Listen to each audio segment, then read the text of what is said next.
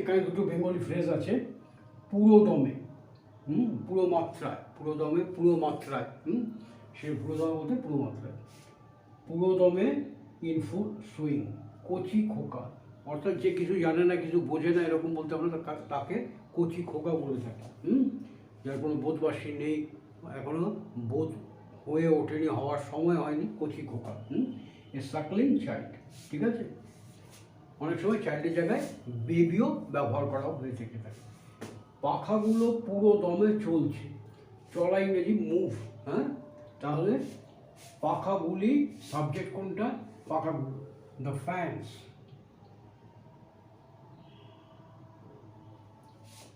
are moving, কিভাবে? পুরো দমে, পুরো দমে in full swing.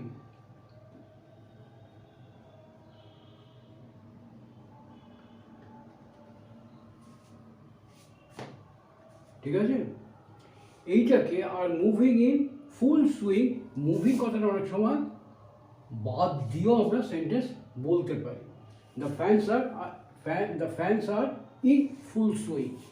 Are moving, এই মুভিং কথাটা আমরা না বলে এটাকে বাদ দিয়েও এইভাবে আমরা বলতে থাকি, the fans are in full swing, এইভাবে আমরা বলে থাকতে পারি বা বলি। পুরো দমে কাজ চলছে, যে কোনো কাজ, কোনো ডেভেলপমেন্ট ওয়ার্ক হোক, কনস্ট্রাকশনের কাজ হোক, বা অফিসের কাজ হোক, কোনো শিফটের কাজ হোক, কাজটা পুরো দমে চলছে, পুরোপুরি চলছে, কোনো ফাঁকফোকর নেই, কোনো ফাঁকির ব্যাপার নেই, সবাই যে যার কাজ করে চলছে। তাহলে পুরো দমে কাজ চলছে, একই রকম ইংরেজি, সেম কনস্ট্রাকশন। এখানে সাবজেক্ট কোনটা? কাজটা। তাহলে কী হবে? দি ওয়ার্ক, শুধু একটু তফাৎ হবে, the work is going on, চলছে, is going on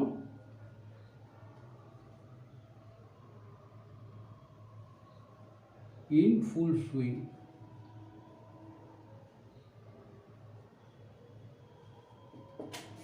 The work is going on, the work is going on in full swing. এবার দেখো, স্কুল কলেজে ক্লাস মার্চ মাস থেকে সাধারণত শুরু হয়। তাহলে ধরো যে তোদের স্কুলকে এখন বন্ধ, পরীক্ষা তো হয়ে গেছে, রেজাল্ট কবে বেরোবে? রেজাল্ট তো বেরিয়ে যাবে ফেব্রুয়ারিতেই, মার্চ মাস থেকে পুরো ক্লাস শুরু হয়ে যাবে। তাহলে মার্চ মাস থেকে, আগামী মার্চ থেকে পুরো দমে ক্লাস শুরু হয়ে যাবে, পুরো ক্লাস শুরু হয়ে যাবে। তাহলে the classes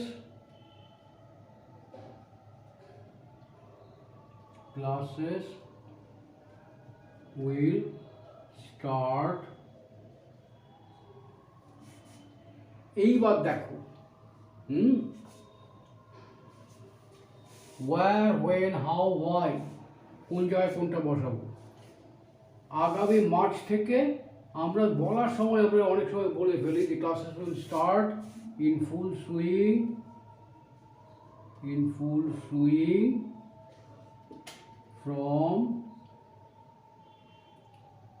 from coming March,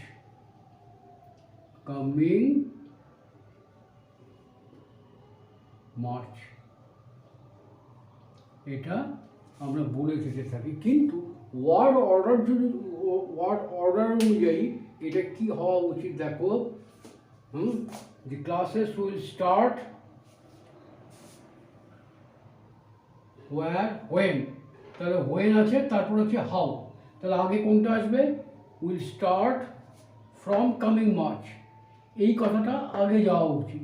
তারপরে হাউ ইন ফুল সুইং, এই কথাটা পরে আসার কথা।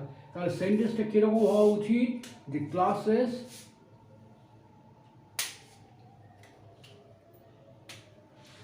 ইংরেজি যেটা হওয়া উচিত, গ্রামাটিক্যালি কারেক্ট হওয়া উচিত, সেটা হচ্ছে দি classes will start from coming March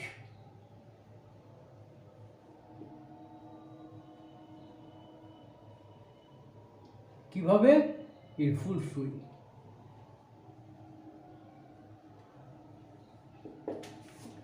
The classes will start from coming March in full swing।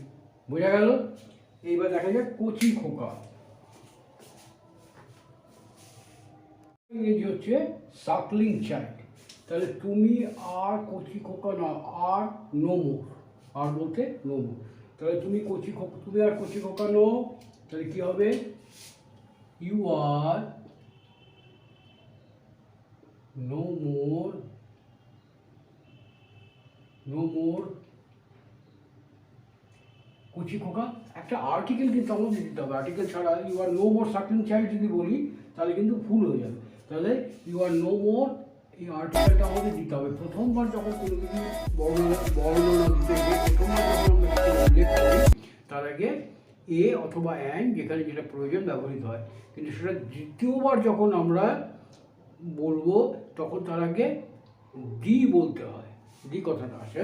তাহলে you are no more a suckling child.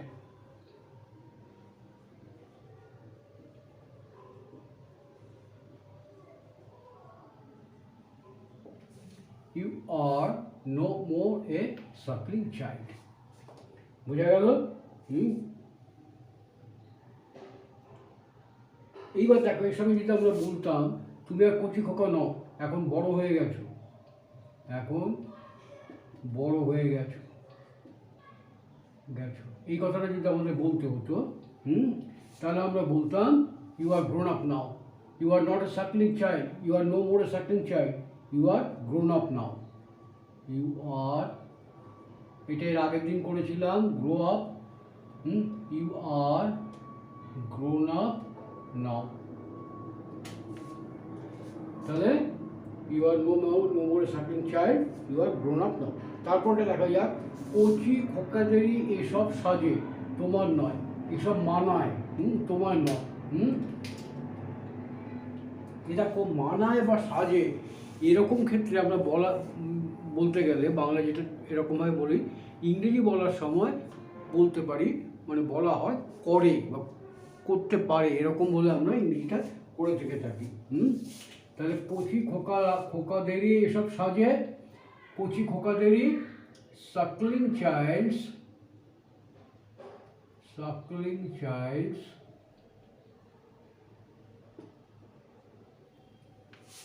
suckling child, তা আবার ভুল করছিলাম, চাইল্ডস কখনো হয় না, চাইল্ডসের প্লুরাল হচ্ছে চিলড্রেন, সাকলিং চিলড্রেন, সাকলিং, এত ভুল করছি, children, suckling children can do it, but not you, তোমার সাজে না, বাট নট ইউ। মানে দুগ্ধপোষ্য শিশুরা এই কাজগুলো করতে পারে, তুমি নও। The suckling child, suckling children can do it, but not you. এইবার দেখো, কেবল এই কথাটা যদি ব্যবহার করি তাহলে আমরা বলবো only the suckling child, only the suckling children can do it, but not you. বোঝা গেল? আচ্ছা, এইবার দেখা যাক পরেরটা, সন্দেহ নেই। সন্দেহ নেই এরকম ইংরেজি আমরা কী করব? No doubt. তাহলে তিনি যে একজন ধনী ব্যক্তি তাতে সন্দেহ নেই। কী হবে ইংরেজিটা? একদম simple sentence. No doubt, no doubt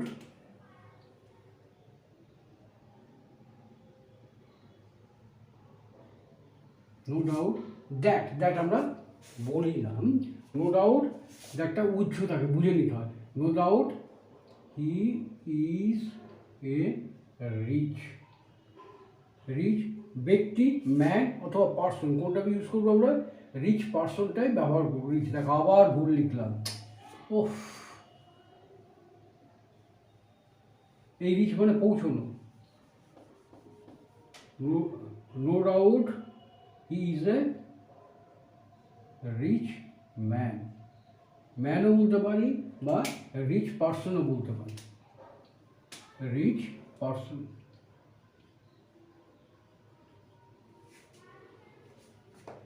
দেখো, no doubt he is a rich person, এটা আমরা এরকমভাবেও বলতে পারি, এরকমভাবে আমরা বলতে পারি,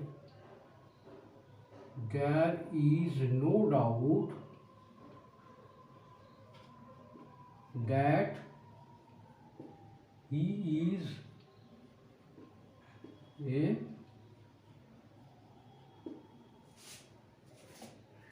রিচ পার্সন।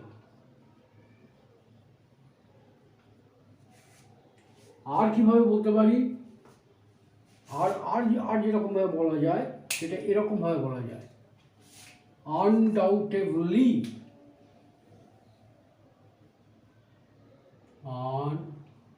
DOUBT, এইবারই তো বানান গন্ডগোল হয়ে যাচ্ছে, আনডাউটেবলি, বানানটা কি হবে, আনডাউটেবলি, পরিষ্কার করে লিখি, একে তো বোধহয় ভুল হওয়ার সম্ভাবনা আছে, তারপর অস্পষ্ট লিখলে মুশকিল হবে। DOUBT, আনডাউটেবলি, এই জায়গাটা আমার সন্দেহ হচ্ছে, প্লিজ একটু দেখে নিও। হ্যাঁ, undoubtedly he is a rich man, he is a rich man. Rich man বলতে পারি, রিচ পার্সন বলতে পারি, আর কি বলতে পারি, রিচ ফেলো, এটাও বলতে পারি। Undoubtedly he is a rich person, rich person, আর কি বলতে পারি, রিচ ফেলো বলতে পারি, FELLOW। তার মধ্যে এই দুটো more appropriate. Undoubtedly is a rich man, undoubtedly is a rich fellow. হলো, এবার পরেরটা দেখা যাক। এইটা কিন্তু একটু প্লিজ দেখে নিও, আমার কনফিউশন হচ্ছে। তারপরে দেখো, তিনি যথেষ্ট শিক্ষিত হতে পারেন কিন্তু শালীনতা মানে অর্থাৎ ভদ্রতা জানেন না, সৌজন্য জানেন না, কার সঙ্গে কীরকম ব্যবহার করতে হয় সেটা তিনি জানেন না। তাহলে দুরকমভাবে হতে পারে, একটা হচ্ছে তিনি যথেষ্ট শিক্ষিত কিন্তু শালীনতা জানেন না। দেখো, তিনি যথেষ্ট শিক্ষিত, হি ইজ, যথেষ্ট বলতে well, he is well educated,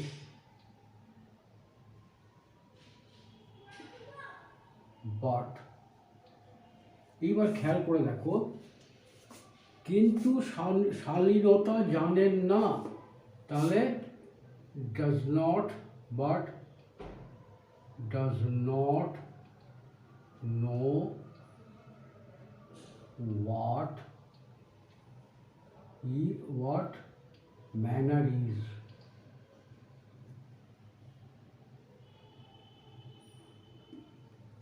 ভদ্রতা কি জিনিস সেটা তিনি জানেন না, does not know what manner is। এই যে কথাটা, এটা যদি ওয়ার্ড অনুযায়ী করি তাহলে এরকম হওয়া উচিত। হ্যাঁ, is well educated but does know what manner is. আচ্ছা, কিন্তু আমরা এই ইংরেজিগুলো যেরকমভাবে বলে থাকি বা পড়ে থাকি বা করা উচিত, সেটা হচ্ছে is well educated but not ম্যানার্ড।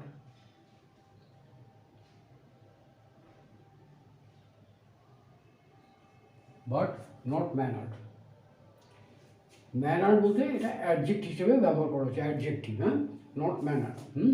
তাহলে is well educated but not ম্যানার্ড। হ্যাঁ, আবার নট ম্যানার্ড, এই ওয়ান কথাটা আমরা ব্যবহার করতে পারি, হি ইজ নট, এখানে যদি ওয়ান বলি তাহলে হবে হি is not a mannered one, এইভাবে বলতে হবে। আর কি হতে পারে দেখো, ম্যানার্ডের বদলে আরেকটা শব্দ ব্যবহার করা যায়, সেটা হচ্ছে পলিশড।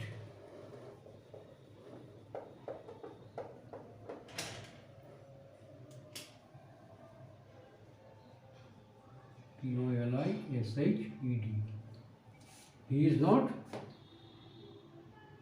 তাহলে he is well educated but not polished, অথবা he is well educated but not a polished one. বোঝা গেল? এইবার দেখো, তিনি যথেষ্ট শিক্ষিত হতে পারেন, এই কথাটা যদি আমরা ব্যবহার করি তাহলে হবে, এই জায়গাটা হবে হি মে